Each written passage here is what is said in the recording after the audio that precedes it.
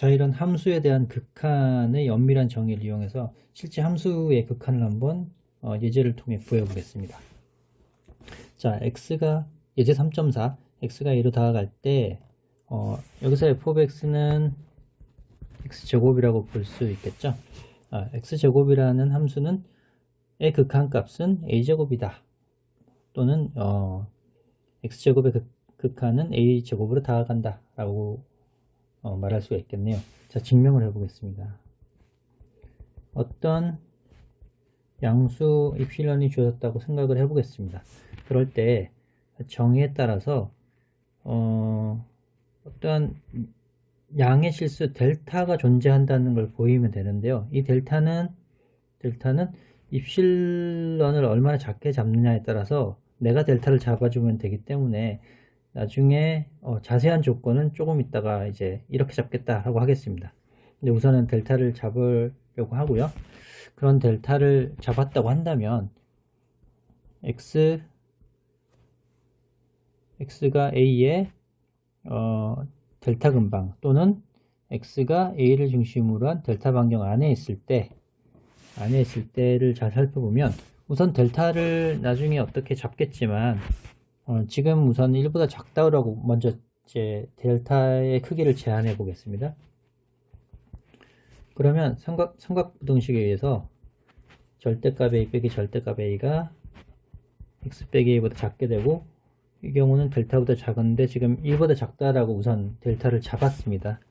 그러면 절대값 a는 a 더하기 1보다 작게 되고요. 자, 그러면 우선 이 x제곱과 a제곱 사이의 거리를 한번 보겠습니다. 이 거리가 사실상 입실론보다 나중에 작아져야지 극한의 정의에 따라서 수렴한다라고 할 수 있겠죠. 거리를 한번 확인해 볼 텐데 이 거리는 이제 인수분해 공식에 따라서 x 빼기 a, x 더하기 a가 될 거고요. 자, 그러면 우선 이 부분을 먼저 보겠습니다. 이 부분은 위에 델타를 잡을 때 이 x란 값은 a의 델타 반경 안에 들어가도록 잡았기 때문에 이것은 델타보다 작습니다. 그리고 x 더하기 a라는 것은 요 위에 절대값 x가 절대값 a 더하기 1보다 작기 때문에 이 역시 2배의 절대값 a 더하기 1보다 작습니다.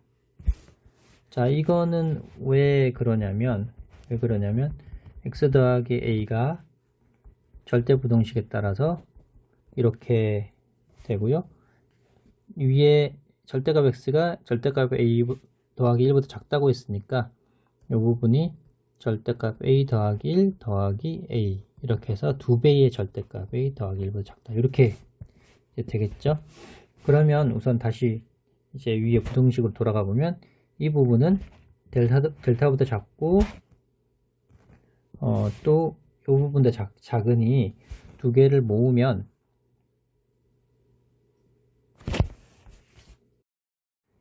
델타 곱하기 2 곱하기 절대값 a의 더하기 1보다 작게 됩니다. 자, 그럴 때 이 델타를 이제 잘 작게 잡아주기만 하면 되는데 어떻게 잡아주냐?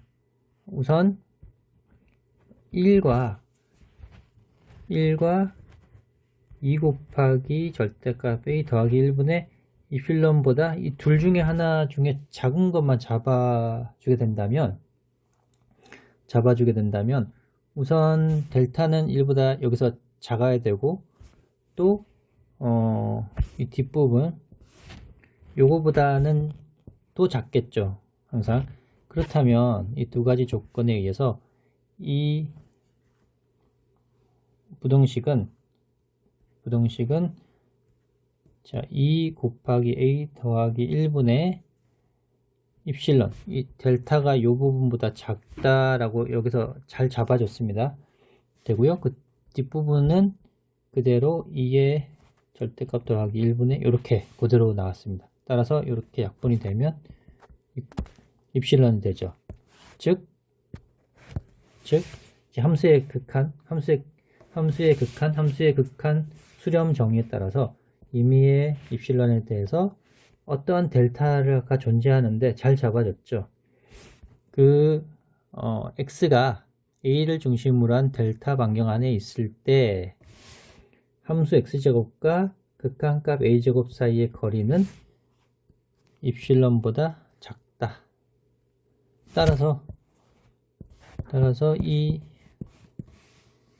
여기 요 극한의 정의를 만족시켰으니 결론적으로 x가 a로 다가갈 때 함수 f of x, 즉 여기서는 x제곱이 있죠. 의 극한값이 바로 a제곱이다 라고 증명이 되었습니다. 지금 예제 3.4에 보셨다시피 델타를 어떻게 작게 잡느냐는 사실 상대방이 입실론을 얼마나 작게 잡아서 제시하냐에 따라서 다른 어떤 전략입니다. 그러니까 입실론을 크게 잡아주면 델타도 굉장히 널널하게 내가 이렇게 잡겠다 라고 하면은 증명이 되는 거고요. 상대방이 입실론을 굉장히 작은 어떤 실수로 제시했을 때 그러면 이제 내가 그것을 증명하려면 델타를 그 입실론 일종의 입실론의 함수로서 작아진 입실론만큼 반영된 더 작은 델타를 잡아주면 이 함수의 수렴을 증명할 수가 있겠습니다.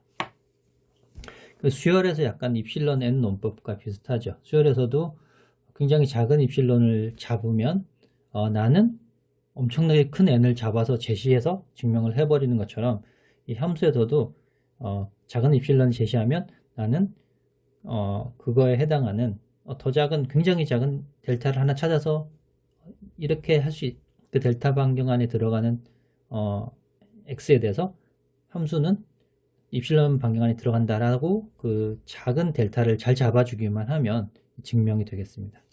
자, 그 다음 예제를 한번 또 보시죠. 예제 3.5 a가 양수일 때 x분의 1이라는 함수가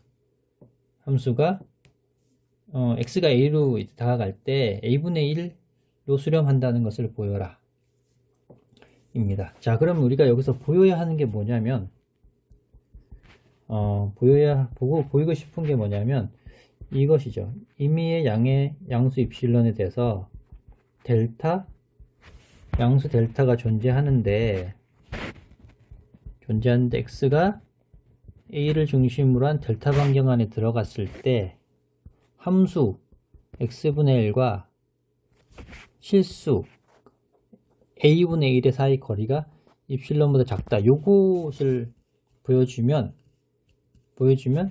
이게 바로 이 극한이 a분의 1로 수렴한다라고 말의 정의이기 때문에 요것만 보여주면 되겠습니다.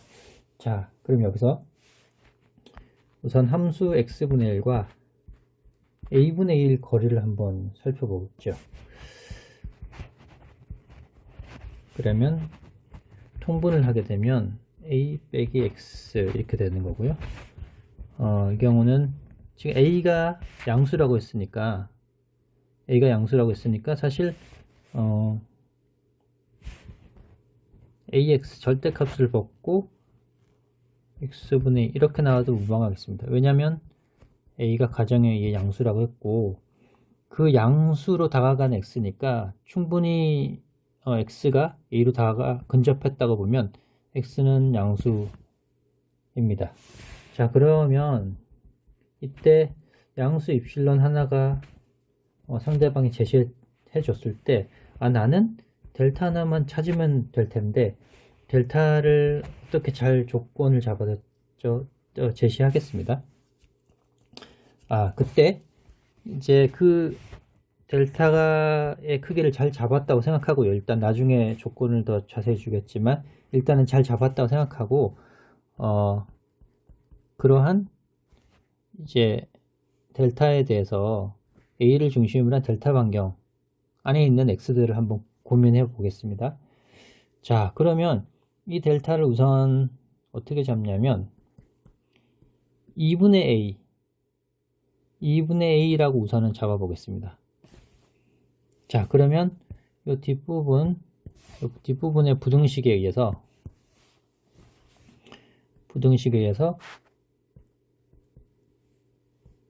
x 빼기 a라는 것은 요 사이에 있습니다. 자, 요 부등식을 다시 한번 정리를 하면 x라는 것은 2분의 3a와 2분의 2 사이에 있는 거고요. 다시 한번 이 x를 역수를 취하면 x가 양수니까 3a분의 2보다 x분의 1이 크고 a분의 2보다 x분의 작다. 양수니까요. 역수를 취했습니다. 자, 그러면 여기서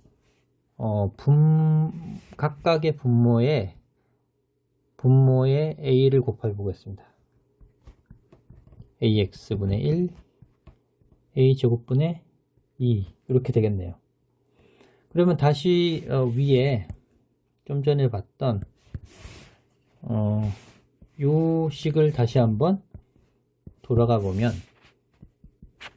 자, x분의 1 빼기 a분의 1의 거리라는 것은 우리가 구한 거는 ax분의 x 빼기 a의 절대값이라고 이제 했는데,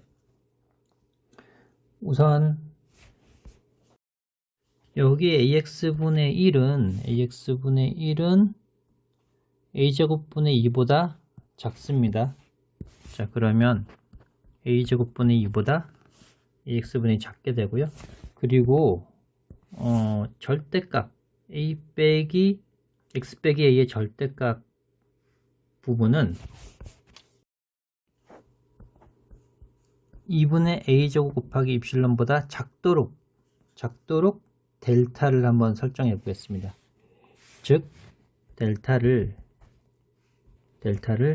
2분의 a보다 작은 i 또는 2분의 a제곱 곱하기 입실론보다 작은 이 둘 중에 더 작은 i를 선택을 한다면 그 델타는 x와 a의 그 두 실수 사이의 거리보다 델타가 큰데 그 델타는 분명히 2분의 a제곱 입실론보다 작죠.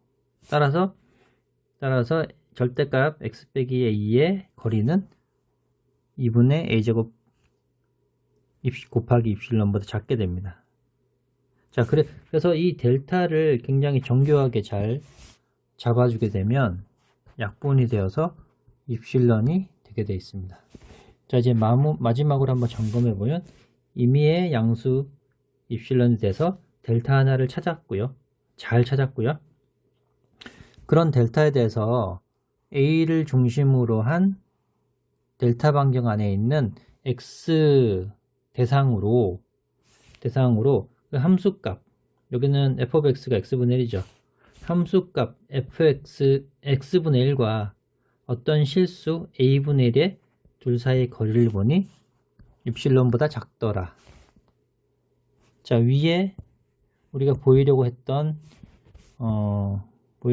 이 부분을 지금 보였습니다. 양수 입실론에 대해 델타를 찾았고, x가 a를 중심으로 한 델타 반경 안에 있을 때 그 x에 대해서 x분의 1과 a분의 1 사이 거리가 입실론보다 작더라. 이렇게 증명이 되었죠.